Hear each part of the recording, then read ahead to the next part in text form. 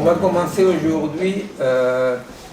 On a, avec Bastien, monté vers la situation, non? C'est-à-dire, on a commencé en disant que la situation, c'est ce qui nous permettait une pensée, une compréhension de l'époque en termes concrets, que c'est ce qui peut-être face à la crise de l'Occident, avec son objectif comme ça d'une globalité globale, hegeliano-marxiste, etc., etc. Peut-être que bon, entre la concentration moderne et la dispersion postmoderne, on disait la situation nous apparaît comme la bonne mesure, on disait. Et alors aujourd'hui, on va aller à la situation. Alors je vais donner c'est Gaulle. Et alors on va tu apprends. Oui. Et alors donc on va donner des éléments. Peut-être si c'est trop d'éléments, on va les déplier après. Mais je vais essayer aujourd'hui de donner un peu la structure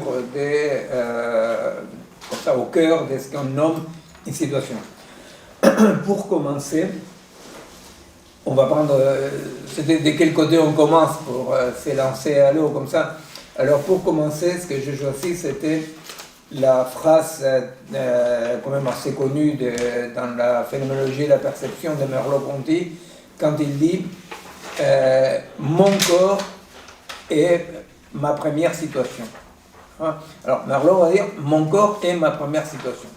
Alors, on va commencer en questionnant deux choses là-dedans. Pas situation, justement, paradoxalement, pas situation. On va questionner deux choses. Mon corps, à quoi on appelle mon corps, et à qui s'adresse, c'est ma première situation, n'est-ce pas? Parce que quand je dis c'est ma première situation, implicitement, il y aurait une unité, un sujet à moi qui dit que ceci est sa situation, vous comprenez? Donc là, il y a deux éléments, qu'on va commencer par là.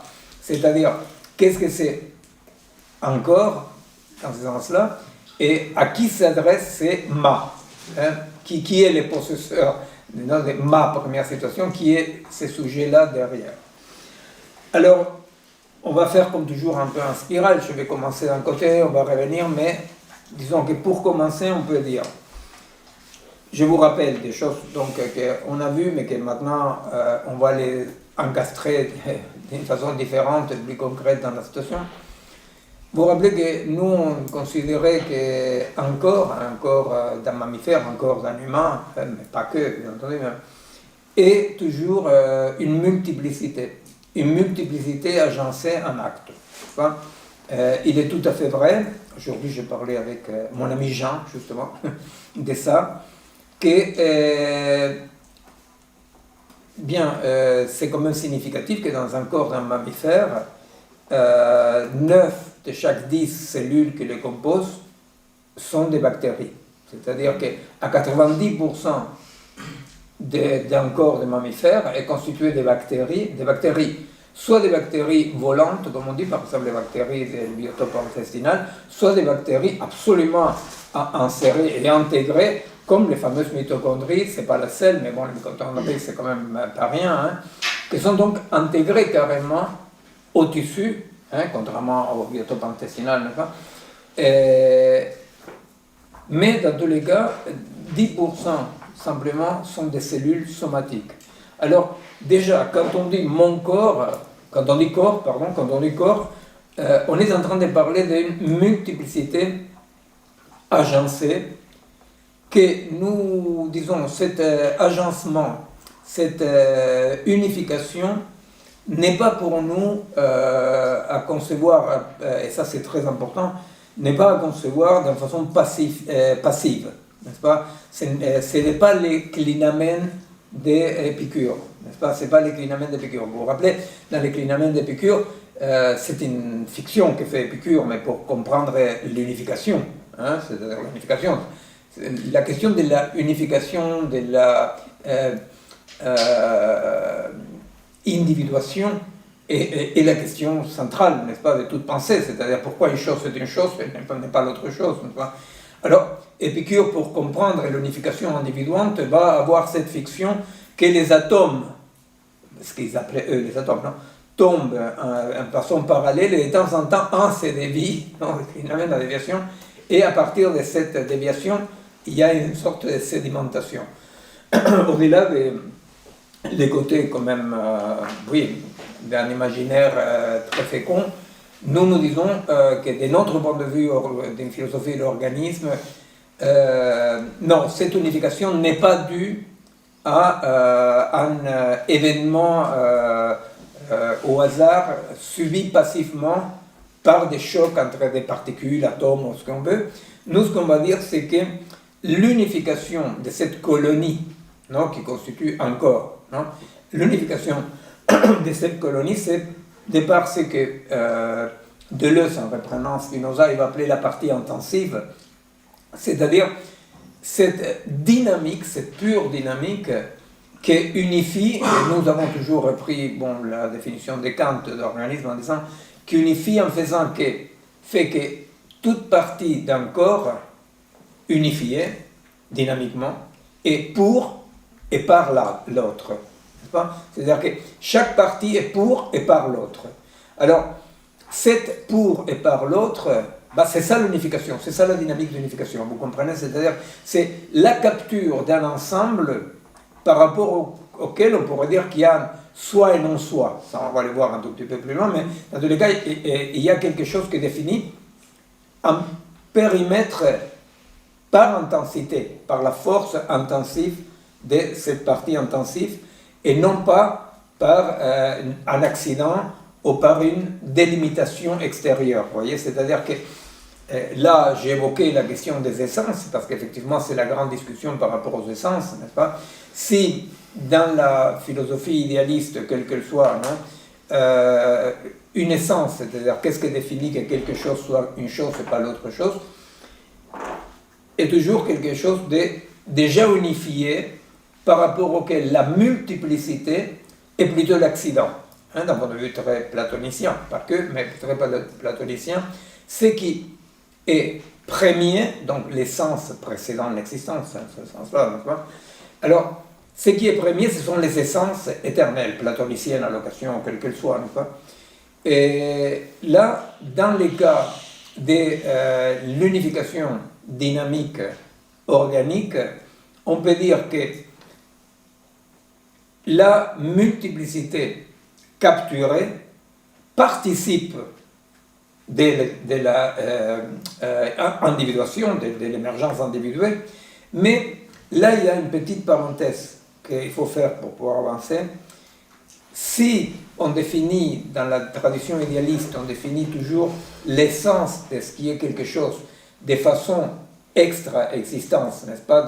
C'est justement l'essence, c'est ce qui arrête de le devenir, c'est ce qui est au-delà du temps, n'est-ce pas? C'est ce qui, d'une façon ou d'une autre, existe de toute éternité pour l'éternité. Bon. Si d'un côté, l'individuation, c'est-à-dire qu'est-ce qui existe pour les idéalistes, est donné par une essence qui précède toute existence et qui existe malgré la multiplicité, voire, dans le sens du platonisme, contre la multiplicité. Dans l'autre version, la version qui est, disons, peut-être dans une tradition Nietzsche, Deleuze, n'est-ce pas, on pourrait identifier, c'est la multiplicité, donc les parties qu'on va appeler extensives, n'est-ce pas, celles qui, par des processus interrelationnés, n'est-ce pas, par des flux, va produire l'individuation. Alors nous, on va se placer à côté de deux positions. C'est-à-dire, pour parler des choses plus ou moins connues, n'est-ce pas, Deleuze, il va nommer ça les niveaux moléculaires et molaires. Alors, moléculaire, c'est justement ce qui est les niveaux pré-individuels, les purs processus, qui, de par les propres activités, les propres autoproduction, à un moment donné, produisent des formes molaires. N'est-ce pas? Ça, c'est important comme référence, on peut revenir à un autre moment, mais c'est important comme référence parce que c'est tout ce qui touche à la morphogénèse, n'est-ce pas? C'est-à-dire que si d'un côté on a l'essence éternelle qui précède la multiplicité, voire s'oppose à la multiplicité, de l'autre côté, on a l'idée de cette morphogénèse qui, à partir des processus moléculaires ou pré-individuels, ou des substrats, comme des soubassements, comme on veut l'appeler, n'est-ce pas, ou les corps sans organes, on va revenir à la fameuse question des corps sans organes, et à partir de cette tension des processus et des flux, produisent des formes. Vous voyez? Bon. Et nous, on se situe à côté de ça. Nous, on se situe à côté de ça. Varela se situe à côté de ça, malgré que Petitot, qui travaillait avec lui, Jean Petitot, était plutôt du côté d'Arcy Thompson, ou même de Turing, n'est-ce pas, dans la morphogénèse. Varela, et moi là-dessus je le suis, on travaille là-dessus avec Bastien, Varela il va établir l'effet de ni bottom-up, n'est-ce pas, ni les processus vers l'individuation, ni l'individuation essentialiste vers la multiplicité. Non? On va dire c'est un permanent processus bottom-up, top-down, non? Dans lequel il n'y a aucun moment ni forme particulière. Voyez? Et pourtant, il y a des individuations. Absolument. Mais qui sont quoi? Et provisoires? Les individuations sont dynamiques. Ce qu'on veut dire, c'est que, si tu veux, pour le dire dans des mots de Sartre, voir c'est comme ça, Sartre va dire, contre l'idéalisme, l'existence précède l'essence. Si on dit l'existence précède l'essence, moi je crois que Sartre va dire quelque chose un peu plus des côtés de ce que j'ai dit là, mais dans la définition de l'existence précède l'essence, on dirait la multiplicité dynamique précède l'individuation. N'est-ce pas? Quand les autres ils disent non, l'essence précède l'existence, ils vont dire le contraire. Ce qu'on va dire, et que Sartre après va évoluer vers ça aussi, n'est-ce pas, que c'est pour son plus spinoziste, non, c'est de dire les deux sont contemporains, c'est-à-dire l'existence et l'essence émergent contemporainement du même plan, sur le même plan, de la même coupure. Tu vois? C'est-à-dire que la position, c'est de dire, par exemple, si nous prenons l'idée du corps comme une colonie, non, on reste dans le corps, là, côté corps. Le corps comme une colonie, une multiplicité. Si moi je me situe du côté platonicien des essences, je dirais, effectivement, il y a quand même l'essence de l'homme, l'essence de Miguel, une essence, n'est-ce pas, qui, presque malheureusement, capture des parties extensives pour se réaliser, pour revenir à l'existence, n'est-ce pas. Si on se situe du côté plutôt de ce que Deleuze va dire à partir du corps sans organes, etc., on dirait non. Ce sont ces parties-là moléculaires, les parties pré-individuelles, qui par leur processus et dynamique interne, à des moments produisent des formes. Tu vois? Donc c'est pour ça que Deleuze va dire quelque chose que j'ai critiqué quand même pas mal de fois dans mes bouquins. Il va dire l'essence étant qu'une quantité de puissance, il va dire le fameux concept, la fameuse position, dans laquelle un bœuf a plus en commun avec un percheron, non, qu'un percheron avec un pur sang arabe. Tu vois, c'est-à-dire, donc il va dire, finalement, bon, c'est compréhensible, non, c'est-à-dire, non, il va dire un bœuf qui tire un échappeur, non, de par son activité, de par ce qu'il fait, il a plus en commun avec un percheron, vous savez, un percheron, c'est un cheval de trait. Un cheval de trait. Cheval de trait, que le cheval de trait avec un pur sang arabe. Vous voyez? Pourquoi? Parce qu'il va dire, c'est l'activité, la quantité de puissance, les modes de développer son existence et sa puissance. Style. Voilà, le style, tout est la morphogénèse, absolument. La partie morphogénétique, absolument. Et la morphogénèse, pas simplement dans les phénotypes, mais dans la disposition des muscles, tu vois, oui, absolument. Alors, donc c'est là où effectivement nous on voit, pour moi, les défauts de la morphogénèse bottom-up exclusive. parce que, eh bien, sans aller du tout vers un tout génétique, quand même, il faut tenir compte un peu terre à terre que le problème, c'est qu'un percheron et un bœuf ne peuvent pas se féconder, quoi. C'est-à-dire qu'il y a des déterminants. Donc, les formes se transmettent héréditairement. Effectivement, on y reviendra, ça, avec toute la critique qu'on peut faire à tout génétique, etc., quand même, effectivement, voilà, c'est-à-dire les poules ne font pas des chiens, vous voyez, pour faire une variante de la phrase française, les chiens.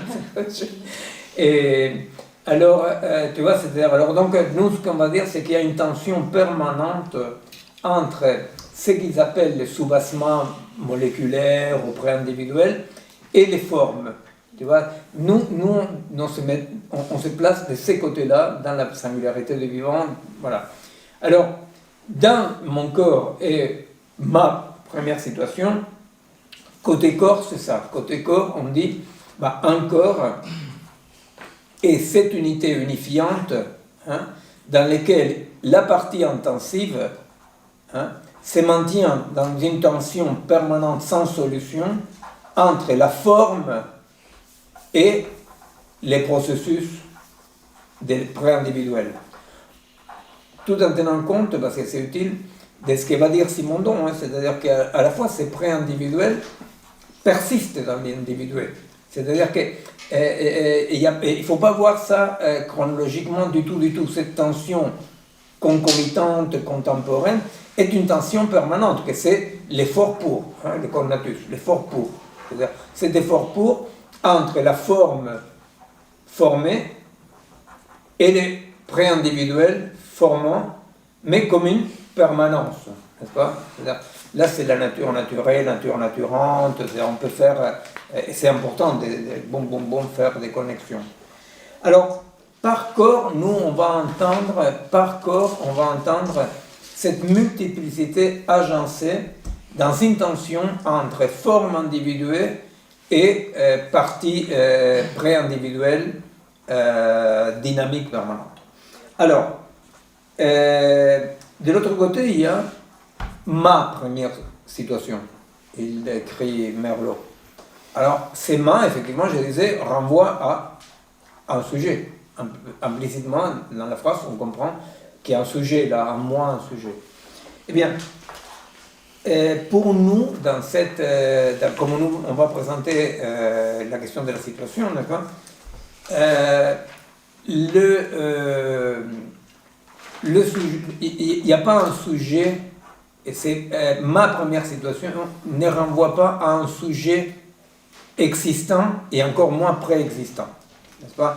C'est-à-dire que c'est ma première situation, ces ma-là, ces sujets-là implicites et problématiques, et il faut les problématiser, parce que si nous gardons un tout petit peu en tête, je sais que Ricardo de Milan, il aime beaucoup quand on parle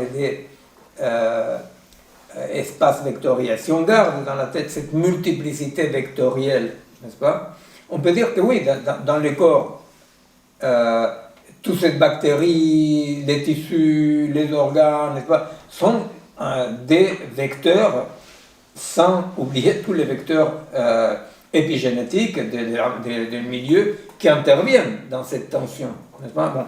Alors, la question c'est, si nous voyons ceci, d'une façon un peu floue, mais bon, comme ça, non, des vecteurs qui quand même sont tous capturés et participent de cette forme, n'est-ce pas?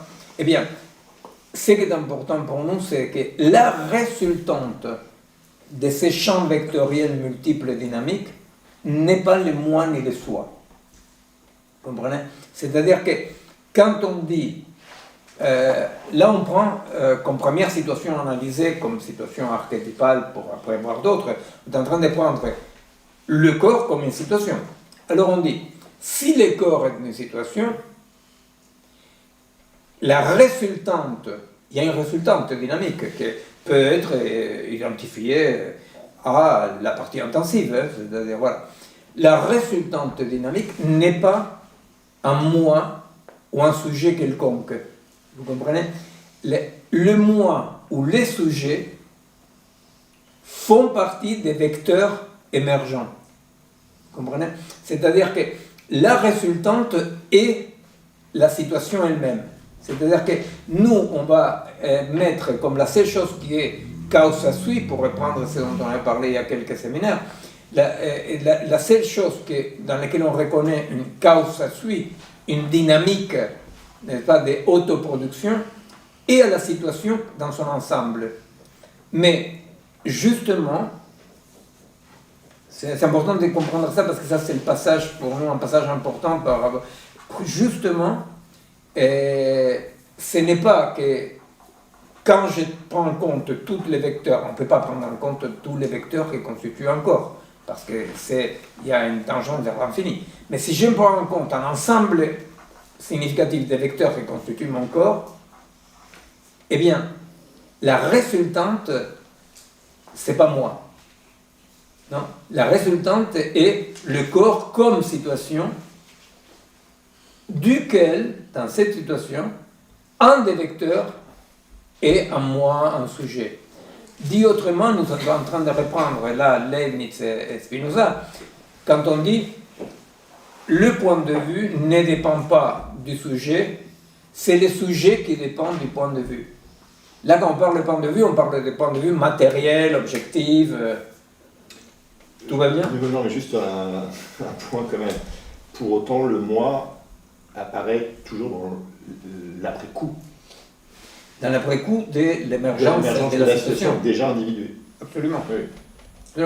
Même dans cette dynamique-là, on peut dire que ce qu'on appellerait les moi psychologiques n'apparaît pas du tout, si on parle des humains ou même des mammifères un peu évolués, n'apparaît pas du tout du moment où la situation corps se manifeste. Hein? C'est-à-dire, on sait très bien que parmi les processus de cette situation dynamique, les moi vont émerger plus tard. Hein? C'est-à-dire, je ne sais pas, pour dire comme ça, on peut dire qu'émerge un proto-moi à l'état du miroir, par exemple, on peut dire. Par contre, qu'est-ce qui préexiste l'émergence de cette moi, n'est-ce pas, avec une image de moi, etc. C'est pour ça que je cite les stades du miroir. Bah, c'est un proto-soi. Les proto-soi, c'est ce qu'on disait dans la fameuse pyramide qu'on fait toujours, perception, aperception, conscience réflexive. Eh bien, ce qui est là comme condition ou comme preuve de quelle situation il y a, c'est la dimension aperceptive, qu'on appelait ça un proto-soi, n'est-ce pas? C'est-à-dire, alors, effectivement, dès que l'embryon, les bébés, comme vous voulez, non, est évolué avec un certain niveau d'autonomie, à partir de là, il y a un proto-soi. C'est-à-dire quoi? Il y a un soi et un non-soi, biologique, concret. Même si effectivement, pour qu'émerge quelque chose qui ressemble à moi, ça va prendre du temps. Mais ce que je voulais surtout faire force là, c'est dans l'idée de que dans cette multiplicité, on ne reprend pas à travers la résultante un anthropocentrisme quelconque. Parce qu'on peut parler d'anthropocentrisme même si on est en train de parler de la situation corps. Qu'est-ce que serait l'anthropocentrisme dans la position corps? Dans la situation corps. L'anthropocentrisme dans la situation corps est la croyance dans un moi autonome qui serait sujet causa sui. Vous comprenez? C'est-à-dire que même si on parle de le corps de Jean Dupont, on dit mais dans les corps de Jean Dupont, comment tu peux parler d'anthropocentrisme ou non anthropocentrisme? Eh bien, dans les corps de Jean Dupont, anthropocentrisme, ça signifierait justement croire que la résultante est le moi, ou le sujet, bon, peu importe, pour le moment, c'est pas très important. En tant que nous, ce qu'on va dire, c'est que pas du tout. Alors, je vais vous donner quelques exemples. Non? D'abord, on peut dire que à niveau où mes atomes non, les atomes, les molécules qui constituent ce corps-là, hein, à niveau atomique. Les atomes, les particules, tout ça sont capturés et modifiés, réagencés pour faire partie de cette situation corps. N'est-ce pas? Bon. À niveau des molécules qui me composent, Miguel n'y est pas. Vous voyez, c'est-à-dire à niveau des molécules qui me composent, Miguel n'est pas. Et à niveau, aux deux niveaux, je veux dire les niveaux les plus essentiels et les niveaux les plus sophistiqués, pour dire comme ça. Et à niveau de la langue de la pensée. À niveau de la pensée, comme dirait Lacan, là où je pense, je ne suis pas. Et là où je suis, je ne pense pas. C'est-à-dire qu'à niveau de la pensée relevant d'un autre niveau d'organisation, où mon cerveau, mon corps, mon expérience participent à la chaîne de montage de la pensée, n'est-ce pas? Là, je ne suis pas. Là où je pense, je ne suis pas. Je ne suis pas en tant que partie extensive, n'est-ce pas? Je suis accroché à une chaîne de montage. Donc, là où je pense, je ne suis pas. Et là où je suis, je ne pense pas. Vous voyez? Dans cette interface on a travaillé avec Bastien, avec les fameux mamotreto dans la singularité du vivant, etc. Non? Mais bon, pour vous donner un exemple bien concret, non? Par rapport au niveau que Deleuze appelle moléculaire, que nous on dirait avec Simondon pré-individuel, ou le soubassement, peu importe, au niveau des parties extensives. Non? Si nous prenons l'exemple de quelqu'un en soulard c'est un soulard, quelqu'un qui se saoule, c'est un soulard. Non, parce que je vais noter un borracho, mais en français, c'est pas borracho. Alors, à niveau d'un soulard, on peut dire que là où les soulards se saoulent, les soulards n'y est pas. Vous savez quoi? Parce que là où les processus désalcoolisés s'opèrent à niveau moléculaire, à niveau pré-individuel, vous comprenez, à niveau de la maille, cette maille, quand on disait la réalité est la maille, non? C'est-à-dire que les processus moléculaires, que justement c'est pour ça aussi que les problèmes avec des pathologies d'alcoolisme ou de dépendance, parce que là où les processus d'agencement moléculaire, alors là vraiment moléculaire pas dans le sens métaphorique, dans le sens concret, là où les molécules se rencontrent un peu trop bien, non? Le soulard n'y est pas là. Vous voyez, parce que le soulard relève de la forme Jean-Pierre. Alors, et là où Jean-Pierre y est, les processus de se saouler ne sont plus. Vous comprenez? C'est-à-dire, il y a... Non? Je le rapporte à mon expérience. Non, écoute, tu vas faire un acting, non? Tu vas dire... Je pense que tu n'es pas ivre comme moi. Donc, il y a quand même une façon d'être ivre qui est la façon de Miguel. Absolument. Bon, d'abord, je te demande de ne pas avouer clairement... Comment t'as su Pas dire quand même publiquement qu'on se saoule la gueule ensemble et que toi tu... Non, bien entendu, ça fait partie de la singularité aussi de chaque forme individuelle. C'est-à-dire comment vont agir les processus à niveau moléculaire, non? Et comment donc à niveau de la forme, tu vois, toi, moi, comment chacun de nous à la fois va vivre ça est différent. Mais ce que je vais dire là-dedans, c'est juste autre chose, plus général. C'est-à-dire que pour expliquer cette question quand même des deux niveaux, le niveau de la forme émergente, de l'individuation émergente, c'est que Deleuze s'appelle le niveau molaire, n'est-ce pas, ou l'individuel, et le niveau pré-individuel. Alors j'ai dit, à niveau pré-individuel, se joue la rencontre fatale entre la molécule, la drogue, tu vois, je sais pas, le sucre, tu vois. La rencontre qui t'accroche, c'est quand même une difficulté pour la psychiatrie, la psychanalyse et la psychothérapie. C'est-à-dire que la rencontre ne se fait pas au niveau des bonhommes, la bonne femme qui vient te voir en consultation. Tu vois? Et c'est bien ça la question, c'est-à-dire que pour la personne qui vient te voir en consultation, elle ne peut qu'à travers un travail, c'est dire, ah mais je suis ça. Vous comprenez? C'est-à-dire, à un moment donné, il dit, ah mais je suis ça. Vous comprenez? Je suis ça. Je suis quelqu'un qui est constitué. Alors, personne, c'est rare que quelqu'un dise, ah mais je suis blond, je suis brun, ça il s'est rendu compte.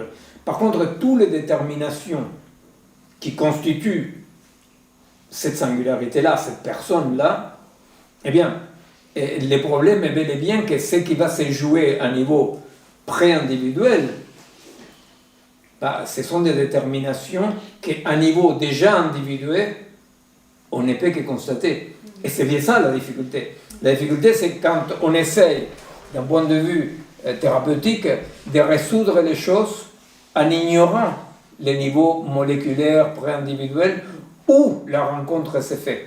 Non? Pourquoi? Parce qu'on piège la personne, non? On fait une petite parenthèse comme ça. Mais disons, pourquoi on piège la personne? On piège la personne parce que nous, on est en train de parler avec Jean-Pierre déjà individuel. C'est celui qui vient, celui qui sonne à la porte, celui qui prend rendez-vous, il vient. Mais là où Jean-Pierre se saoule, c'est Jean-Pierre-là qui vient me voir, n'est pas. Oui. Vous comprenez? Mais au niveau de la psychopathologie, déjà au niveau de je pense, il n'y a pas vraiment fondamentalement la nécessité de moi. Bien sûr, non mais c'est pour ça que je dis à deux niveaux. Non mais là je déjà fais... seulement là, en Non, plus mais... il y a le problème... Non mais c'est pour ça que je dis, c'est aux deux niveaux. Je vais simplement présenter l'idée de pourquoi dans la situation corps d'une personne, dans la situation corps de Jean-Pierre, la résultante n'est pas Jean-Pierre comme personne, non? Parce que Jean-Pierre comme moi ou comme sujet est un vecteur de plus, non? Qui n'est pas la résultante. Si on était dans une position essentialiste, par exemple, tu vois, alors on dirait, mais Jean-Pierre, toi, tu te drogues, toi, tu te saoules la gueule. N'est-ce pas?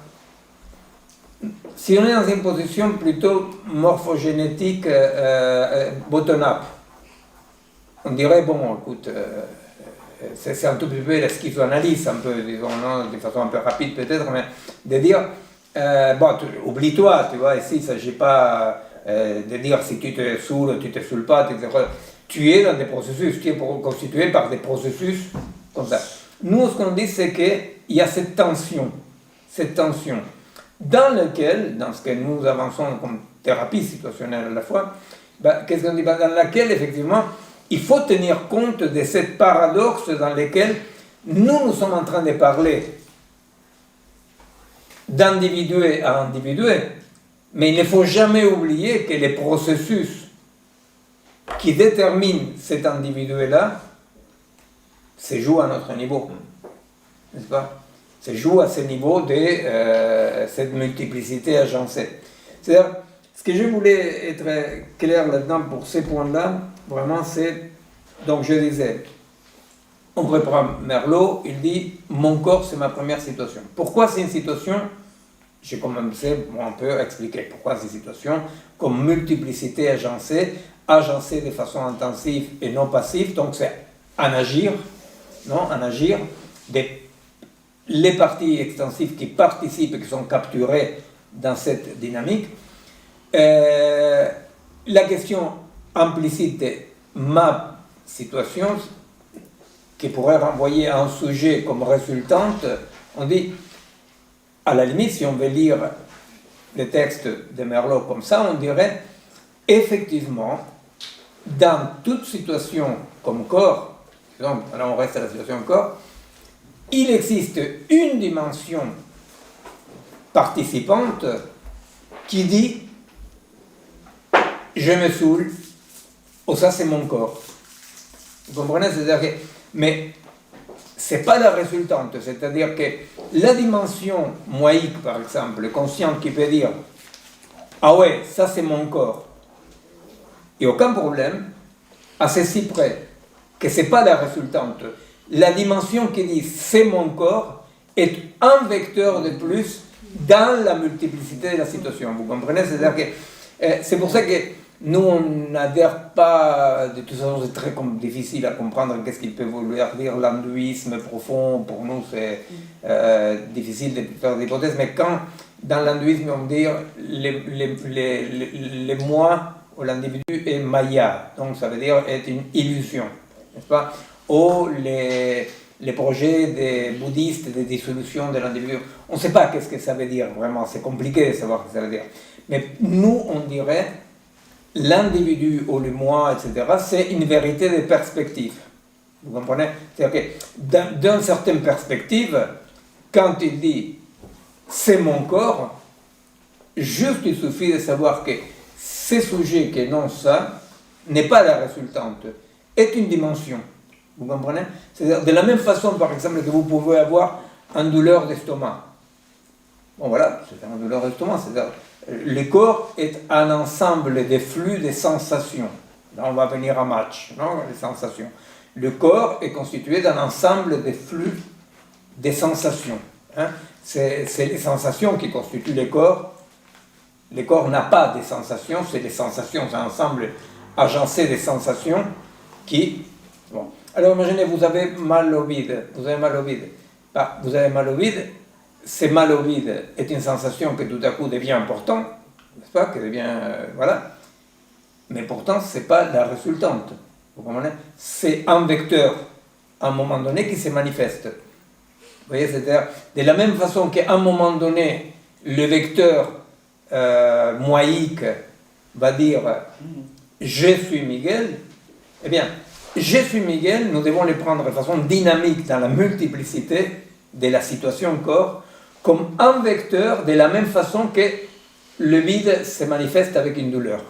Vous comprenez? C'est une dimension, c'est un vecteur parmi les vecteurs qui constituent la situation. Et la résultante, c'est quoi? Ben, la résultante, c'est la situation elle-même, comme auto-organisée et autoproduite, sans aucune dimension cause-suite extérieure. C'est la autoproduction, n'est-ce pas? Ça, c'est un autre élément de la théorie de la situation. On va dire, toute situation est une autoproduction multiple, dans lesquelles, effectivement, ça dépend des cultures, hein, c'est-à-dire, on peut dire, par exemple, qu'en Occident, cartésiennement, on a donné tellement d'importance au moi, on a voulu tellement séparer le moi rationnel, autoréflexif, on a voulu tellement les séparer du corps, de la nature, etc., que bon, on a construit un récit avec des effets concrets, non? On a construit le récit dès que le moi était le sujet, cause-suite, libre arbitre. D'un point de vue des processus, et non pas du récit, d'ailleurs, en tant que récit, c'est plutôt une idée inadéquate, on peut dire. C'est une idée inadéquate. C'est une idée inadéquate avec les conséquences d'une idée inadéquate, non? Poussée à l'extrême, c'est-à-dire l'anthropocentrisme, l'anthropocène, la vision de l'ingénieur, n'est-ce pas? Alors, effectivement, c'est aussi inadéquat de séparer tout à coup la conscience que, je ne sais pas, de séparer une partie du corps, un autre fonctionnement, vous voyez, et dire, ça c'est la résultante. C'est-à-dire, la résultante n'a pas de lieu physique. Comme dans le espace vectoriel, où effectivement la résultante est dans tout vecteur, mais il n'a aucune place physique concrète, de la même façon, la résultante est cette dynamique de la partie intensive qui capture des parties qui participent. Alors, nous avons dit, alors juste un petit peu, c'est vrai que Mach, vous savez, le physicien Mach, lui, il va, dans toute la problématique, il faut se situer, non? C'est-à-dire la problématique de Mach, c'est la catégorie des réalités existantes. Non? en tant que physicien quantique, des physiciens comme ça. Alors, la question c'est qu'est-ce qui existe, quelle est la qualité, quelle est la qualité, la qualité de ce qui existe, quel est le mode d'existence des particules, vous savez, avec la superposition quantique, bon, qu'est-ce qui existe. Alors Mach, à un moment donné, il va élaborer sa théorie très très intéressante, dès que ce qui existe, ce sont des sensations. C'est les sensations.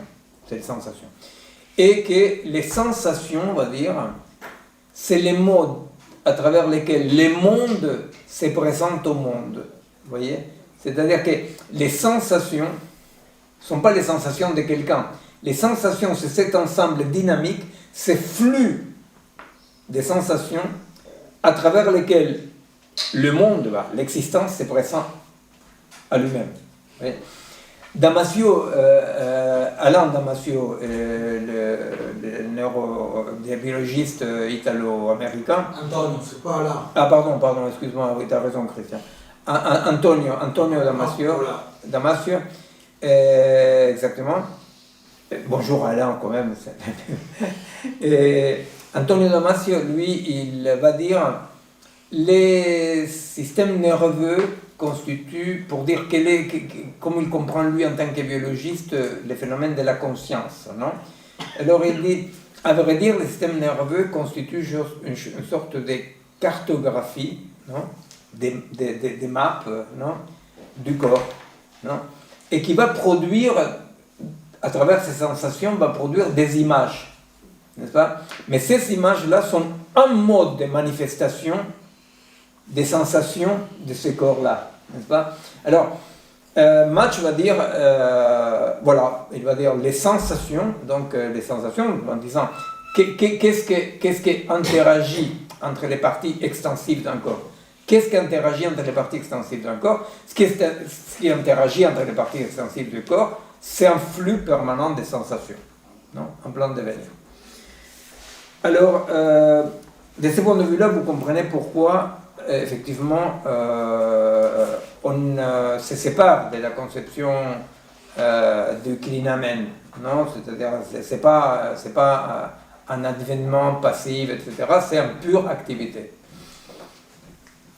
Alors, les pas suivants, effectivement, ces sensations-là, quand on parle des sensations, on parle de vivant. Et c'est là où il y a l'hypothèse qu'on avait développée avec Bastien, dans la singularité du vivant, quand on dit, mais on n'est pas le seul à le dire, c'était dit de façon différente, des approximations, mais quand on met l'hypothèse, quand même assez lourde, que l'existence est sous condition du vivant. Quand on dit, ah merde, comme l'existence est sous condition du vivant, et alors, effectivement, la première question qui apparaît, sur laquelle on s'est beaucoup cassé la tête avec Bastien, c'est voilà, alors moi je peux dater un caillou de quelques millions d'années avant l'apparition de la vie sur Terre. Alors on dit, mais comment, il existait ou il n'existait pas ? Eh bien, quand on dit l'existence est sous condition du vivant, hein, on est en train de dire la situation, l'émergence d'une situation et l'activité permanente du vivant. Les vivants agencés comme dans un corps, comme dans un écosystème, n'est-ce pas ? Des corps entre eux, des écosystèmes, n'est-ce pas ? Mais que cette unité unifiante, dynamique, qui permet l'existence d'une situation, est sous condition du vivant. C'est pour et par les vivants, n'est-ce pas ? Alors on dit ça et on revient au caillou très vieux. On dit, mais merde, moi je peux te dater ces cailloux de quelques millions d'années avant l'apparition de la vie sur Terre. Et alors nous, on dit, bah, effectivement, c'est-à-dire, ce qui aujourd'hui existe comme caillou a quelque chose qui date d'avant l'apparition de la vie. Mais ce qui existe comme caillou seulement pour et par les vivants. Vous comprenez ? C'est-à-dire que c'est ce qu'on avait beaucoup développé quand on disait, en suivant soi-disant Cassirer, que l'objet, Après coup. que l'objet n'est pas la source du savoir, mais les produits de sa fonction stabilisante, stabilisatrice. C'est-à-dire l'objet, la pierre, le caillou, n'est pas la source du savoir, mais les produits de sa fonction stabilisatrice. Ça veut dire qu'il existe comme caillou, non, dans sa position, c'est un antiréalisme, bref, on est en train de faire une critique au réalisme, non? C'est pas que les cailloux n'existent pas en soi pour soi, et je vais connaître les cailloux. C'est dans une interaction avec ce qu'on appelle les continus résistants. Il y a quelque chose là. Il y a quelque chose là que d'ailleurs je peux même la dater. Mais sous sa forme des cailloux, n'existe que pour et par les vivants, et pas pour tous les vivants. Parce que pour une bactérie, par exemple, les cailloux n'existaient pas. C'est, par exemple, les mammifères, grosso modo, mon chien, un chat, un singe, avec ce X-là, produit un caillou. N'est-ce pas produit, s'il produit l'image d'un caillou, interagit avec un caillou. Pourquoi? Par son regard? Non. Parce que c'est ça le problème, c'est que si c'est pas pour tous les vivants, pourquoi Alors, un mammifère? les regards, Varela, il va prioriser des travaux sur les regards pour développer quelque chose qui est beaucoup plus large, qu'il va dire la perception n'existe pas. N'est-ce pas? Ce qui existe, c'est dans l'interaction avec X, non? Chaque corps construit une image tactile, mentale, donc c'est pas que visuel. Lui, il travaille sur la vue, mais la coproduction du monde de soi, bien que Varela l'a travaillé à travers la vision qui nous a ouvert les portes par rapport à ce qu'il appelle l'énaction, c'est-à-dire qu'il y a ce n'est pas une idée des cailloux, hein, c'est une perception des cailloux accompagnée d'une cause extérieure. Alors, je vais venir à la cause extérieure. Mais dans tous les cas, effectivement, ce qu'on est en train de dire, c'est que si l'objet n'est pas la source du savoir, mais les produits, on n'est pas en train de tomber vers un idéalisme qui dit non, mais il n'y a rien. Vous comprenez? Simplement que ce qu'il y a dans une coproduction entre le vivant, parce que alors là, effectivement, il n'y a que le vivant qui peut faire ça. Une coproduction entre le vivant et la source X existe comme caillou. Hein? Là, il faut faire attention de toute glissade idéaliste leibnizienne, n'est-ce pas, de qu'il y aurait les essences passent à l'existence, parce que je dis ça, peut-être personne avait pensé ça et je n'ai fait que confondre tout, mais bon, puisque j'ai commencé, je vais jusqu'au bout. Et effectivement, il ne faut pas prendre quand même que, parce que Leibniz, c'est-à-dire parmi tous les possibles, certains passent à l'existence, n'est-ce pas, mais donc parmi tous les essences, certaines passent à l'existence. Bon, là, non, là, certainement pas. On n'est pas en train de dire l'essence X passe à l'existence comme caillou. On n'est pas du tout en train de dire ça. On dit, dans l'interaction des coproductions de soi et du monde, avec un X, que c'est ce que normalement ils appellent le continu résistant, n'est-ce pas? Avec un X, il y a quelque chose qui résiste. Non? Bon. Avec cet X-là, une bactérie va construire quelque chose, je ne sais pas, un singe va construire quelque chose d'assez proche de nous, tu comprends? Et après, il y a la fameuse différence minime entre individus de la même espèce que d'après leur histoire, leur culture, etc., avec les mêmes X, auront des petites différences, mais minuscules, n'est-ce pas, par rapport à ce que serait l'énaction entre espèces, n'est-ce pas, différentes. Alors, quand on dit... Pardon, est-ce que j'ai compris si je dis que ce que tu appelles existence, c'est le fait que son corps devienne une situation dans la rencontre avec un autre corps qui est lui-même une situation? Non, je me suis mal expliqué, non. Ce que je suis en train de dire, c'est que la production de sensations, non, la production, non, de cette existence, parce que l'hypothèse est l'existence est sous condition du vivant, on dit le vivant dans sa relation avec son milieu, ouais, coproduit monde et vivant. Non? Comment se passe cette coproduction? Cette coproduction se passe dans un rapport entre l'organique organisé, donc le vivant, et une multiplicité hétérogène. Le travail, l'effort du vivant, c'est de créer, de produire de l'homogène à travers l'hétérogène. N'est-ce pas? Alors, il y a un moment que nous pourrons dire préalable à que dans la coproduction, ces cailloux soient un caillou pour toi. Pas pour toi, pour ton espèce, pour le vivant. Hein. Ça n'a rien à voir avec une subjectivité, ça. Alors, on dit, mais c'est quoi ces trucs-là? C'est quoi ces trucs-là? Bah, ces trucs-là, c'est pas non plus la chose en soi, tu vois, des camps. Ces trucs-là, c'est les continues résistances. C'est-à-dire qu'il y a quelque chose là qui dit que tu n'es pas dans un solipsisme. C'est pour ça qu'une lecture rapide de Varela, souvent a conduit à une interprétation solipsiste. Mais Varela, non, Varela, il est tout à fait d'accord avec ce que va dire Cassirer. Il va dire, l'objet caillou existe comme caillou dans une interaction entre l'organique organisé vivant et les X résistants du réel. C'est compréhensible, ça? Alors, chacun va construire, bon, c'est l'exemple que j'ai donné aussi 1000 fois, mais c'est assez significatif. Je cogne sur le plancher de ma barque, les oiseaux s'envolent, les poissons vont vers le bas. C'est ce qu'il dit Varela. Varela, il dit, l'image, parce que lui travaille avec la vision, mais nous devons l'étendre à l'ensemble, non? Bon, l'image cérébralement produite d'un objet parlait plus à 99%, hein, de mon organisation cérébrale que de la chose. Mais c'est pas un solipsisme, c'est pas qu'il n'y a pas de choses, vous comprenez?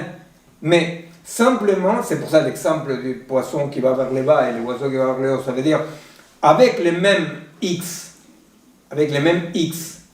le oiseau va construire un truc, le cerveau d'un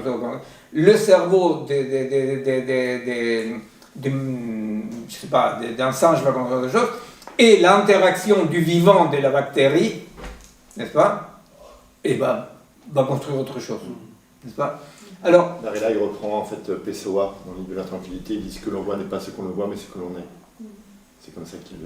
Absolument. Varela n'aurait pas pu mieux dire que ce passage de Pessoa. Ce qu'on voit, c'est pas ce qu'on voit, mais ce qu'on est. Mais... c'est pas moi qui suis. Parce que sinon, après, on peut le rapprocher de Kant, mais bon, bref. Non, bien sûr, C'est ça, absolument non. Mais il arrive l'ami de Théo, Barbaras, il est pas là, allez, sors, vas-y. Ah, le problème c'est qu'il est passé à la retraite, alors il se cache maintenant. Quelqu'un l'a vu, Barbara, par là? Oh. C'est la peine d'intervenir pour dire deux secondes, parce que justement, il y a un passage qui est très très intéressant, très questionnant de ce qu'on est en train de lire. Ah, il est où? Tu me l'as piqué au restaurant. Non. Parce que la question c'est par rapport à ces X avec lesquels on construit l'excès de réalisme. un excès de réalisme. Nous, avec Bastien et Teodoro Cohen, les brillantissimes napolitains, non, milanais, pardon. Excuse-moi. Bon, je ne trouve pas. On a perdu Barreau. Ah, c'est quand même dommage. Hop, il est là. Il est là. Alors, il va dire, page 11, mais de quel bouquin? L'appartenance. L'appartenance, merci. Cosmologie phénoménologique. Vers une cosmologie phénoménologique de Barbaras. Il va dire, quoi qu'il en soit, le pas important qui est franchi ici consiste à comprendre que le monde ne peut pas être senti que dans la mesure où il est prêt au sentir, où il est donc caractérisé par une sensibilité intrinsèque. Vous comprenez? C'est-à-dire, qu'est-ce qu'il va dire Barbaras là-dedans, pour nous, est fondamental. Parce que c'est vrai que nous refusons le réalisme naïf, qu'aujourd'hui, avec le cognitivisme, avec le monde algorithmique est très très fort, on refuse le réalisme naïf de dire si je connais un caillou, c'est parce que les cailloux étaient là. Alors on dit si, effectivement, il y a un X là qui, pour les vivants, peut devenir caillou. Mais il y a toujours une faiblesse là-dedans, qui est la faiblesse qui a fait que Francisco Varela, on les tildait de... tildait, c'est en français? Non, les tachés, on les considère oui, comme un peu solipsistes, idéalistes, n'est-ce pas? Et c'est pour ça que c'est très important ce qu'il va dire ici, parce que, il va dire attention. Et c'est une question que Spinoza il se pose beaucoup aussi, un passage de l'éthique dont je ne me souviens pas, et comme pour le citer par cœur, il va dire attention, parce que la substance, non, c'est-à-dire ce qui existe causa sui absolue, non, n'est pas une sorte d'homogénéité symétrique totale. Il y a des turbulences, il y a des densités. Vous comprenez? C'est-à-dire que c'est X, qui en mathématiques, le mot de l'énorme, c'est les continus résistants. N'est-ce pas? C'est continu résistant. Ce qu'il y a là, que tu te cognes, et tu produis des hypothèses ou des images, non? Mais il est là, que nous avons nommé ça X-tolérance. Et la X-tolérance, ça veut dire pas tout est constructible. Pas tout est constructible, ça veut dire qu'il y a ces continus résistants qui te permettent certaines constructions et pas d'autres. Jusque-là, on est dans une vision un peu d'une toute symétrie, toute homogénéité d'un supposé réel. Vous comprenez? C'est-à-dire, il y aurait là ces X avec lesquels on se frotte, à partir desquels on construit des objets, on coproduit des objets. Ces X-là, jusque-là, et c'est le défaut, apparaît comme absolument homogène, absolument symétrique. Ce que va dire Barbaras là, et Spinoza effectivement il évoque ça, et Deleuze dans son cours sur Spinoza aussi développe ça, c'est que quand même dans les processus propres du réel, il y a des densités, des turbulences, vous comprenez? C'est-à-dire qu'on ne peut pas construire n'importe quoi avec n'importe quoi. Si dans mon interaction, par exemple, avec X, je produis un caillou, c'est produit un caillou, émerge un caillou, n'est-ce pas? Dans cette coproduction émerge un caillou, c'est que quand même, ce que dit Barbaras, quand même, il y a quelque chose dans cette, entre guillemets, région du continu résistant qui permet de construire un caillou. Vous comprenez? C'est pour ça que c'est, avec Bastien, avec Théo, on avait appelé ça un excès de réalisme, hein, n'est-ce pas? Un excès de réalisme, en disant qu'il y a quand même un côté du réalisme qu'on ne peut pas balancer par-dessus bord. Vous comprenez? C'est-à-dire que c'est vrai qu'il y a une coproduction de soi et du monde. Mais ce qu'on va coproduire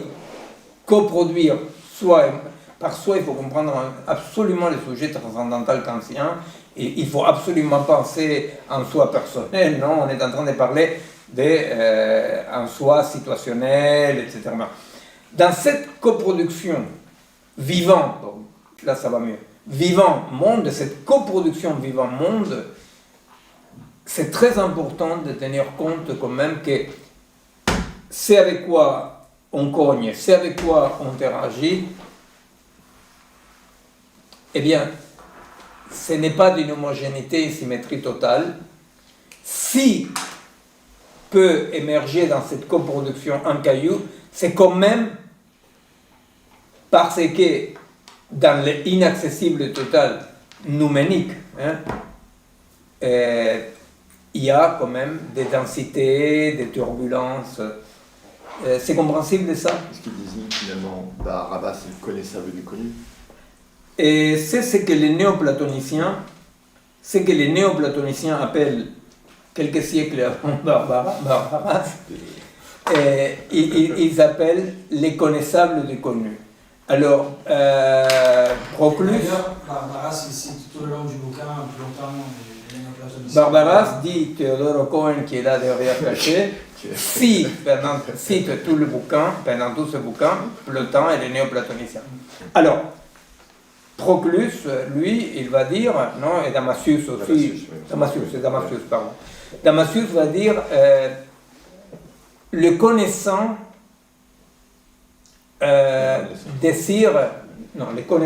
désire s'unir au connu. Non. Bon, c'est un langage très beau, non? Certains aiment. Moi, j'adorais, j'ai étudié pendant très longtemps les néoplatoniciens. Alors, le connaissant désire s'unir au connu, mais il ne s'unit qu'au connaissable du connu. Vous comprenez? Alors, là, on est dans quelque chose qui n'est pas réessentialiste en soi. Peu importe si Damascius le dit peut-être dans un autre sens, mais là, on n'est pas dans une réessentialisation de X, vous voyez? Mais simplement, on est dans cette idée de que, quand même, il y a cette triade-là, très proche, très propre aux néoplatoniciens, n'est-ce pas? Entre les connaissants qui désirent s'unir au connu, mais qui ne rencontrent que les connaissables du connu. Vous comprenez? Bon. Tout ça, c'est l'activité du vivant. Tout ça, c'est l'activité du vivant. C'est-à-dire que nous sommes en train de dire, je vous rappelle, nous sommes en train de dire que la réalité est biodépendante. Pourquoi? Parce que c'est pour et par les vivants qu'il y a émergence des niveaux de réalité. Hein? Alors, il y a quelque temps, avec Bastien, on avait travaillé, on avait écrit, aussi on avait dit, la réalité est l'oubli de la maille. Vous vous rappelez peut-être. On disait, la réalité est l'oubli de la maille comme la maille des productions, hein, les pré-individuels, les moléculaires. La réalité est l'oubli de la maille. Ça veut dire quoi? Ça veut dire que, pour le dire, c'est pas une métaphore, c'est une analogie. C'est pas comme si c'est comme ça, c'est une analogie. Ça veut dire que, par exemple, moi, normalement, je me balade dans la rue, et mis à part d'être hypochondriaque comme Teodoro Cohen, effectivement, je marche comme si ça allait tenir le coup, grâce à Jean, ça allait tenir le coup, n'est-ce pas? Alors, donc, effectivement, j'oublie la maille, vous comprenez? La réalité est l'oubli de la maille, c'est-à-dire que je dois oublier la maille. D'un point de vue social, c'est un peu plus dramatique. Dans les sociétés qui connaissent des périodes stables, tout est comme si ça tenait le coup. Vous voyez, c'est-à-dire il y a les hauts, il y a les bas, jusqu'à qu'arrive la crise galiléenne et on dit mais où est les hauts, où est les bas, n'est-ce pas? Ou la crise actuelle, où est les hauts, où est les bas, la post-vérité, vous voyez, pourquoi? Ça veut dire quoi tout ce délire autour de la post-vérité? Ça veut dire qu'effectivement, la maille fait trop de bruit. Vous voyez? Alors la maille, c'est ce que dans la démarche pas schizopathologique, mais schizo dans le sens de Deleuze et Guattari, la déliaison.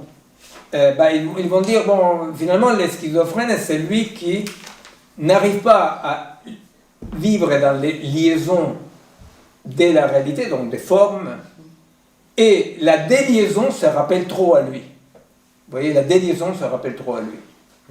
Donc la maille se rappelle trop à lui. Alors donc, si on dit la maille est cette dimension de production moléculaire, j'attaque de plusieurs côtés pour arriver à comprendre ça, non?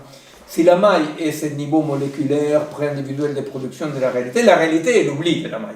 Et le réalisme, aujourd'hui tenu par les pouvoirs absolument vainqueurs de tout algorithmique, des fonctionnements, etc., eh bien, le réalisme va dire c'est l'oubli de l'oubli. Vous comprenez? C'est-à-dire que je me balade dans la vie, une société plus ou moins stable se balade, existe, dans un certain oubli de la maille. Mais cet oubli est un oubli dynamique, n'est-ce pas? De temps en temps, la maille fait du bruit. Bon, si la société ou la personne n'est pas en crise, qu'est-ce qui se passe? Ça peut être réabsorbé, c'est intégré le bruit qui fait la maille, n'est-ce pas? Si la société ou la personne est en crise, ça veut dire que ce qui se rappelle à la réalité de la maille ne peut pas être réabsorbé par les dimensions organiques jusque-là stables. Le réalisme, c'est-à-dire les hypothèses que Giuseppe Longo, on partage avec lui, dit la ontologisation de l'algorithme, le fait de dire le monde, l'univers est algorithmique, n'est-ce pas? Le réalisme, c'est-à-dire le réalisme trouvait quand même un truc, c'est ça, n'est-ce pas? Le réalisme est l'oubli de l'oubli. Ça veut dire que là, carrément, on n'a plus aucun accès à la maille. Pourquoi? Parce qu'on a substantialisé la maille. Vous comprenez? On a donné quelque chose que c'est ça. Alors, juste un mot, parce qu'après, on revient de l'autre côté. Ce qui se passe, pourquoi je nomme la colonisation algorithmique, c'est parce que les niveaux algorithmiques, la pénétration de la colonisation algorithmique dans le vivant et dans la culture s'opère à un niveau moléculaire. Vous voyez? C'est-à-dire que, au fait, la force de la colonisation algorithmique, c'est que se joue, comme pour les soulards, comme pour les toxicomanes, vous voyez, se joue au niveau, non pas de la nature naturelle, non pas de l'individuel, mais de pré-individuel que se va individualiser. Vous comprenez? C'est-à-dire que le monde algorithmique, aujourd'hui, dans son hybridation coloniale très puissante, rentre à niveau de la maille. Et, effectivement, la conclusion des technophiles, de la Silicon Valley, etc., et l'ontologisation de l'algorithme en disant s'il y a une maille, c'est l'algorithme. Vous comprenez? Bon. Alors, nous on dit, je fais un pas en avant par rapport à ça. Oui. Alors, nous on dit, c'est un peu de revoir un tout petit peu la singularité du vivant. Nous on dit les vivants. Alors vous savez que c'est très compliqué de dire les vivants aujourd'hui parce que, bon, ça dire les vivants, vous voyez, ça, on peut les dire, mais non, c'est une blague stupide. Et c'est difficile d'énoncer les vivants dans une altérité. Altérité avec quoi? C'est très difficile parce que depuis la biologie moléculaire, depuis la robotique, depuis la vie artificielle, on est dans un moment dans lequel, d'un point de vue théorique ou technoscientifique, n'est-ce pas, pour ne pas attacher la science, non, l'hypothèse dominante est celle de la continuité de nature entre la machine et le vivant. Et on dit que la seule différence, elle est quantitative. Vous savez que nous, on travaille depuis des années pour essayer d'établir une différence qualitative, une altérité. Alors, il s'avère qu'avec Bastien, on a fait un effort énorme avant l'heure, et avant l'heure, c'est pas l'heure, pour écrire ce bouquin, La singularité des vivants. Alors, c'est très drôle parce qu'on a sorti La singularité des vivants il y a une dizaine d'années, mettons, et à l'époque, tout le monde s'en foutait. Qu'est-ce qu'ils sont à parler de que les vivants ont une singularité?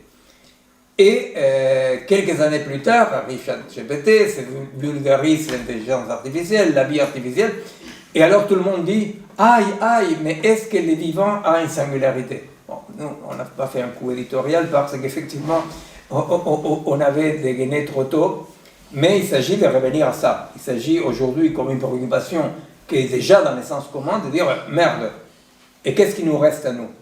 Nous, les vivants, qu'est-ce qui nous reste?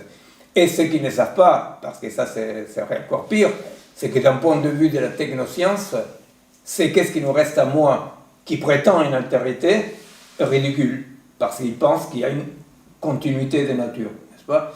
Et alors, pas seulement, sinon que tous les projets post-humanistes, transhumanistes sont des petit à petit. La délégation des fonctions doit se manifester dans une délégation du vivant même sous d'autres formes. Bon. Alors, par rapport à ça, je vais donner quelques éléments, les expliquer un tout petit peu. Il est là, il est vivant. Quelques éléments de ce que nous pouvons nommer comme éléments d'altérité du vivant par rapport à la machine. Alors, le premier, c'est pas le plus important, il n'y a pas d'importance, il n'y a pas de hiérarchie. Mais on peut dire que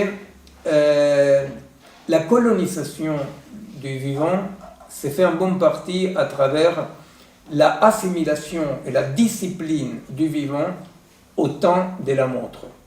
On a pas mal parlé du temps de la montre, c'est-à-dire on a considéré, on a évalué, on a modélisé les vivants d'après une temporalité extérieure, le temps de la montre. Alors là-dedans, on peut dire que, bon, vous savez, les catégories transcendantales de Kant, c'est-à-dire les temps et l'espace, les temps faisant partie de l'intensif, l'antériorité, l'espace, bon, dépendent du vivant, déjà pour Kant. Bon. Nous, on va dire effectivement, on ne pouvait pas comprendre la singularité du vivant dans la physique classique, pour dire comme ça.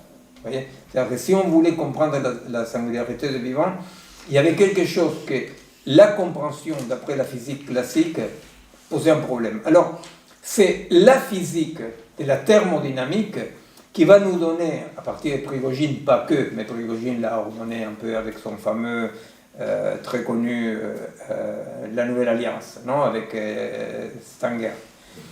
Et là, la thermodynamique, qui va émerger aussi comme sujet d'étude après la grande crise de 1900, et la thermodynamique est la physique du vivant. Pourquoi ? Parce que la thermodynamique est celle qui nous permet de comprendre que si bien l'entropie est toujours générale et irréversible, etc., qu'elle va augmenter toujours l'entropie, la thermodynamique nous permet de comprendre ce que Prigogine va nommer les structures dissipatives, que ça veut dire qu'à partir d'un certain désordre peut émerger l'ordre, ou dire qu'il y a des structures qui peuvent aller au contraire de l'entropie dissipative. Vous comprenez ? Alors, le système général reste d'une entropie positive, c'est-à-dire la perte d'énergie, la dégradation de l'énergie vers les chaleurs, etc. Mais ce qu'il va montrer scientifiquement, Prigogine, je vous dis, il y a quand même d'autres qui parlent de ça, mais bon, c'est pas grave. Prigogine, comme ça, en Occident, c'est lui qui il a fait une Nobel avec ça, n'est-ce pas ? Il va dire, il existe des structures qui produisent de l'ordre, donc avec une entropie négative, qui vont produire de l'ordre, une stabilité locale, même si globalement l'entropie elle est toujours positive. Vous comprenez ? Donc, ces structures dissipatives, c'est un tout petit peu comment se forme une structure dissipative. Une structure dissipative se forme par ce qu'on appelle une transition de phase, c'est-à-dire qu'à un moment donné, dans un point d'une singularité concrète, il y aura un changement dans lequel il va naître un ordre.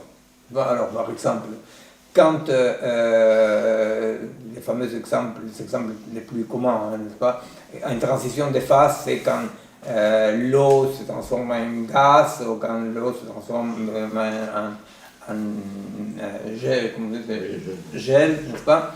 Ce sont des transformations de phase.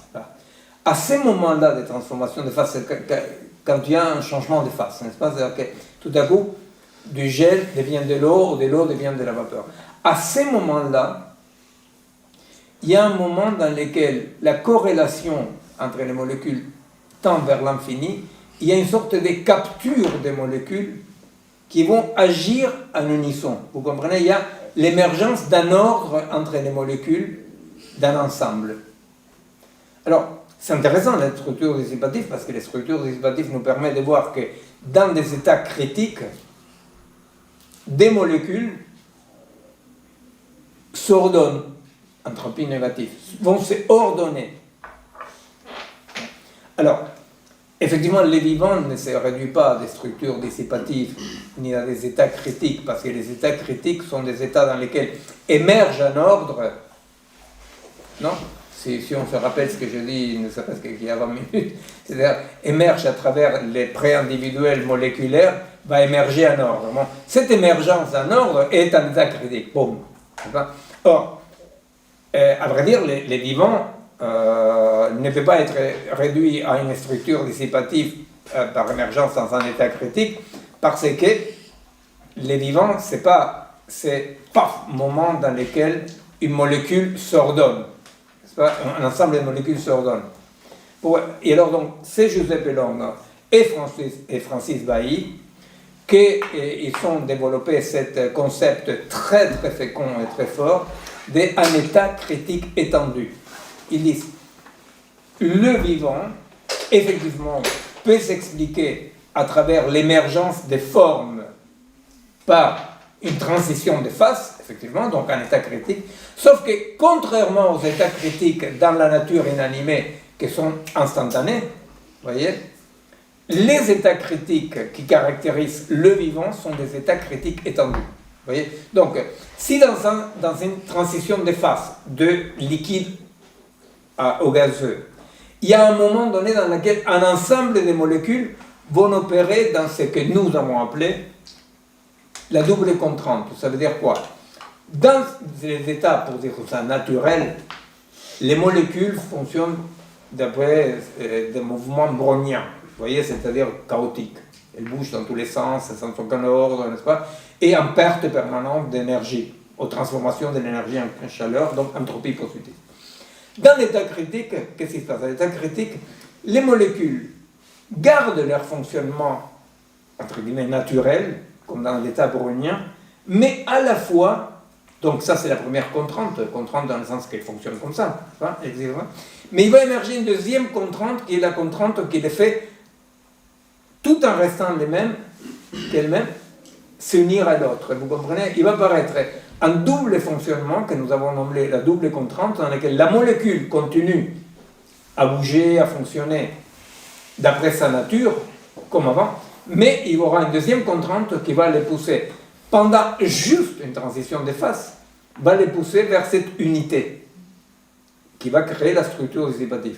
Vous comprenez? Donc, dans la nature, c'est très très important de comprendre que dans la nature, effectivement, il existe des fonctionnements de négantropie, d'entropie négative, dans lesquels, tout en gardant leur fonctionnement, les particules, au niveau moléculaire, comme dirait Deleuze, tout en gardant leur fonctionnement, seront capturés dans une forme émergente.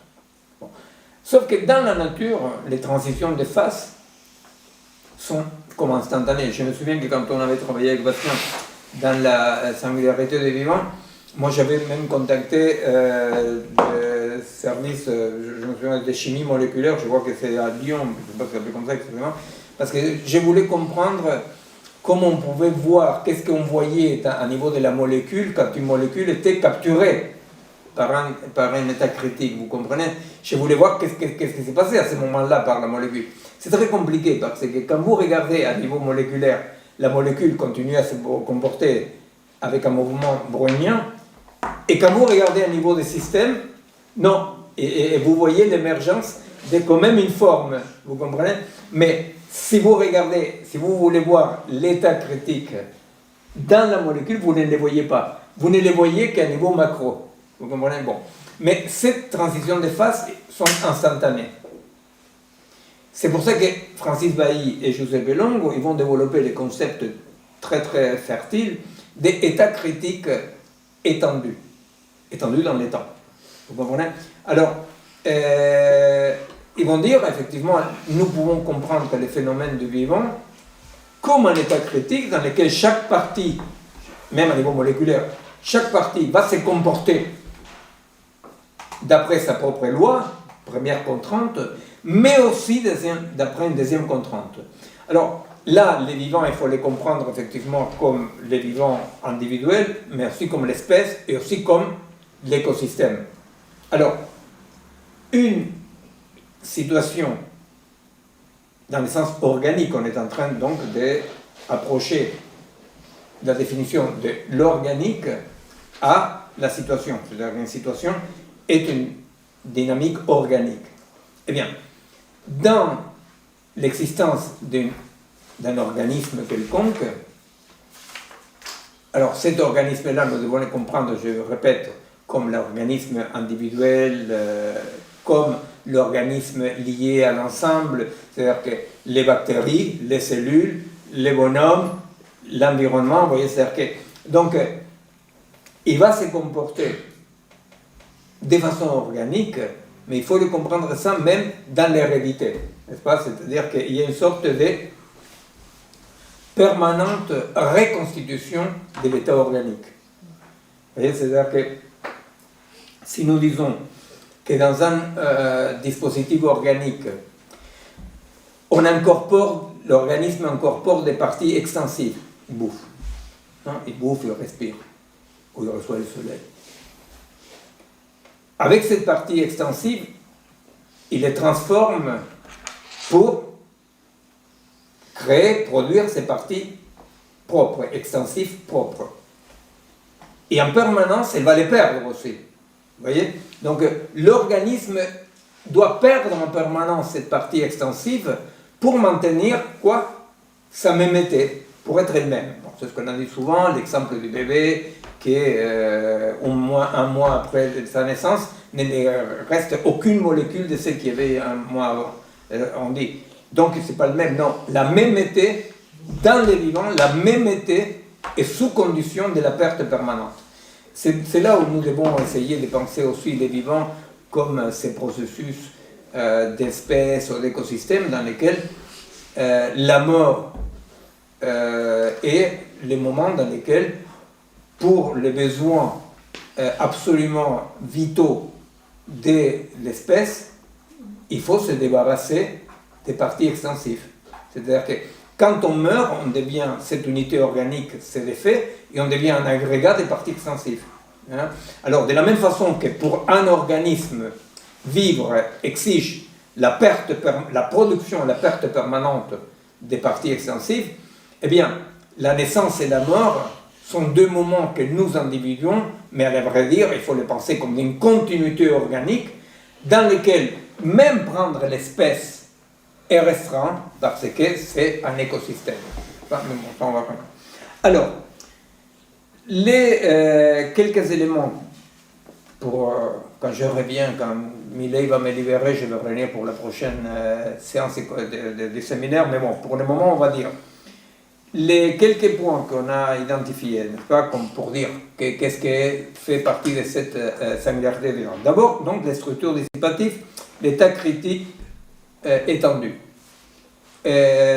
Alors, on dit effectivement, cette permanente changement, ça veut dire que la stabilité du vivant est sous condition de se maintenir loin de l'équilibre. De quel équilibre? De l'équilibre thermodynamique. Vous comprenez? C'est-à-dire que l'équilibre thermodynamique, ça veut dire la mort, ça veut dire pure entropie positive. Alors, le vivant maintient sa mémété, maintient le vivant en s'éloignant de l'équilibre. De quel équilibre? De l'équilibre thermodynamique. Deuxième point, je viens de l'évoquer, c'est un organisme vivant, il est autocatalytique. Autocatalytique, ça veut dire ce que je viens de dire, c'est-à-dire qu'il doit perdre. Vous voyez, c'est pour ça que c'était rigolo quand il y a eu un bouquin, très sérieux le bouquin, mais bon, l'interprétation sur l'apoptose, et qu'on parlait à la radio vous avez l'apoptose, non, la mort cellulaire, non? On disait que les cellules se suicident en pensant à l'organisme. C'était rigolo, n'est-ce pas? Parce que, effectivement, non, c'est-à-dire la qualité ou le caractère autocatalytique est absolument nécessaire. Et c'est là où on entend pleurer Laurent Alexandre, la Silicon Valley. Il ne pleure pas, il se marre de nous, il se moque de nous, ceux qui ont le pouvoir, mais bon. Parce qu'effectivement, ce qu'ils veulent, c'est arrêter l'autocatalytique, vous comprenez? Et ils veulent arriver à un vivant transhumaniste qui soit proche d'un équilibre thermodynamique, qu'elle ne soit plus sous condition autocatalytique, vous comprenez, la mort de la mort, comme il écrit quelqu'un. Et la homéostasie, c'est le troisième point qu'on cite, sans aucun ordre hiérarchique, je répète. Homéostasie, ça veut dire quoi? Ça veut dire cette autoproduction de cet équilibre, n'est-ce pas, nécessaire, en permanent danger, non, dans lequel il y a une autorégulation, la régulation. Millet, il a fait un ministère de dérégulation. C'est drôle parce que Macron, d'une façon plus française, il fait la même chose, il dérégule tout, mais il n'a pas le tupé de dire « je nomme un ministre de dérégulation ». Vous imaginez, le rôle de l'État est de réguler. Alors la dérégulation, effectivement, c'est justement, pas pour rien, Elon Musk, la Silicon Valley, etc., c'est déréguler l'homéostasie, déréguler les marchés, déréguler les systèmes, vous comprenez, la dérégulation. Et c'est là où, effectivement, on va jusqu'à ce qu'avait dit Michel Foucault, quand il dit, quand le pouvoir s'occupe de la vie devient résistance. Et c'est ce que le fameux sous-commandant Marcos disait, c'est la vie contre le néolibéralisme. Vous voyez, ce qu'on attend de défendre, c'est la vie, le vivant. Parce que la dérégulation, ce n'est pas une théorie économique, la dérégulation, c'est ce qu'aujourd'hui, par 1000 processus, s'attaque à l'homéostasie du vivant. L'apprentissage est une autre caractéristique du vivant, c'est-à-dire le vivant apprend. Tout vivant, à toute dimension, apprend. Bon, effectivement, il ne faut pas les voir comme qu'ils vont à l'école, non, mais apprend, c'est-à-dire qu'il est capable d'expérience, des changements par rapport à l'expérience. Et un point, tout ça sont des points que Varela reprend, que développe, bon. Et un point que, étonnamment, Varela n'a pas développé, n'a pas mis comme une des conditions de violence, c'est l'hérédité.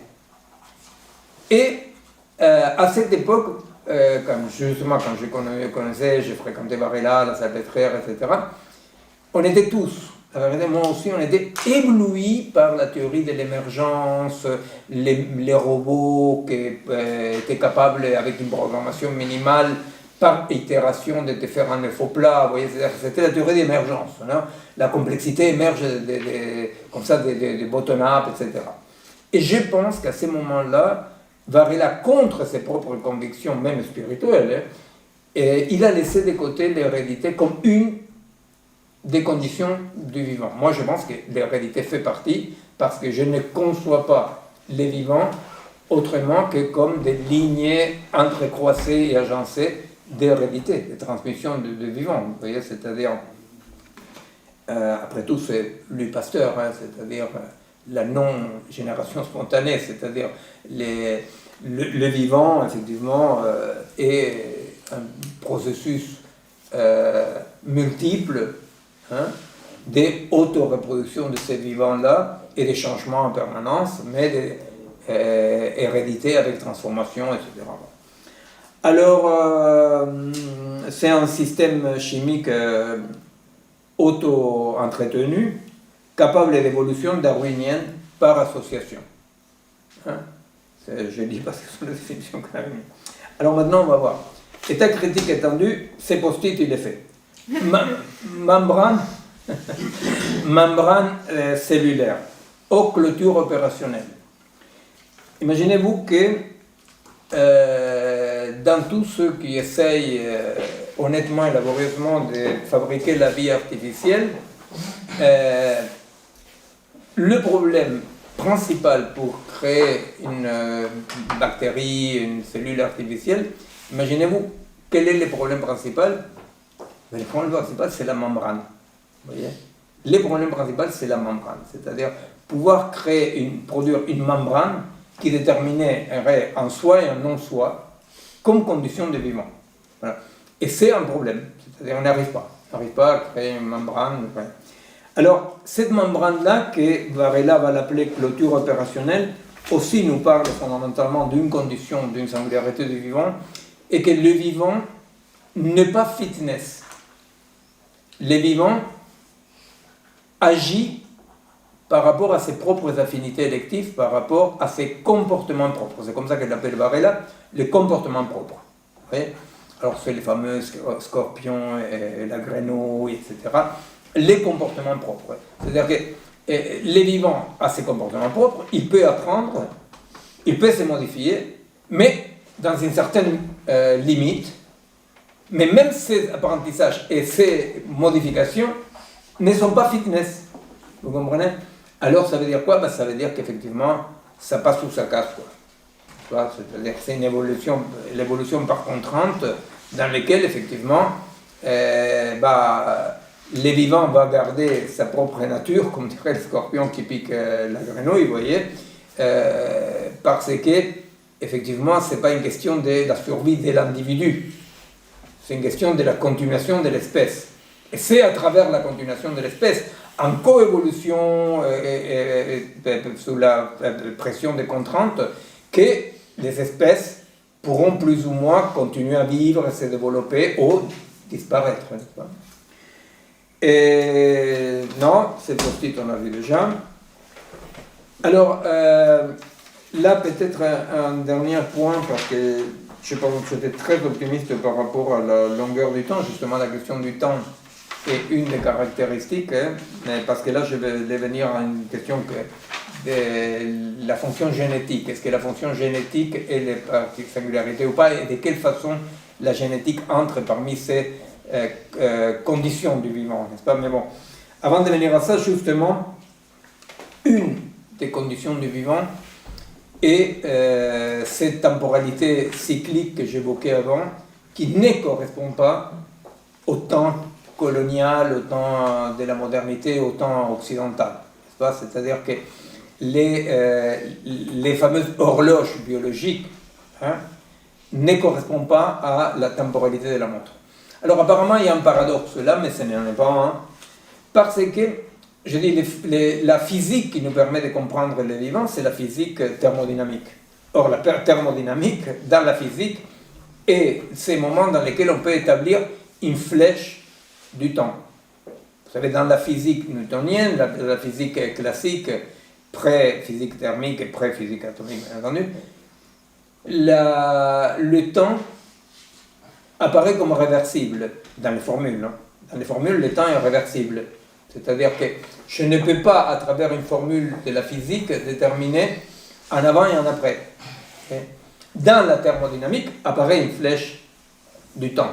Il y a en avant et en après, parce que les processus thermodynamiques sont des processus d'une tension où il y a un vieillissement, une mort, une naissance, etc. Mais cette flèche du temps n'est pas du tout assimilable à la linéarité du temps de la montre. Voyez? C'est-à-dire que les temps au pluriel, non, des horloges biologiques et des horloges d'un écosystème, etc., pour dire comme ça, sont des temps cycliques qui ne correspondent absolument pas à cette instantanéité. Et je vais juste dire deux mots, après on va s'arrêter là parce que c'est trop compliqué d'entrer dans ces points-là. Mais c'est vrai qu'une des questions fondamentales dans une théorie, une pensée de la situation, c'est la question du présent. Parce que la temporalité du vivant, la temporalité de la situation comme mode organique, est celle qui n'existe que dans un présent permanent. Pour le vivant, dans la situation, la seule temporalité qui existe, c'est la temporalité complexe et profonde du présent. L'Occident nous a fâchés avec l'organicité propre à ces présents des permanents changements, n'est-ce pas, des cycles, etc., nous a fâchés, n'est-ce pas? C'est ce qu'on appelle la topologisation du temps. La topologisation du temps, ça veut dire que l'Occident a construit une vision du temps comme si je suis dans les points 1 du temps et j'arriverai au point 10 du temps. Vous voyez? Mais le temps, il est là. Je parcours le temps comme qui parcourt un chemin. Et la nostalgie de l'occidental est se mettre un peu à côté de ces schémas. C'est-à-dire, comment j'ai fait pour... voilà, il y a, si vous voulez, je vous chante, il y a un bolero qui dit... non, je ne chante pas.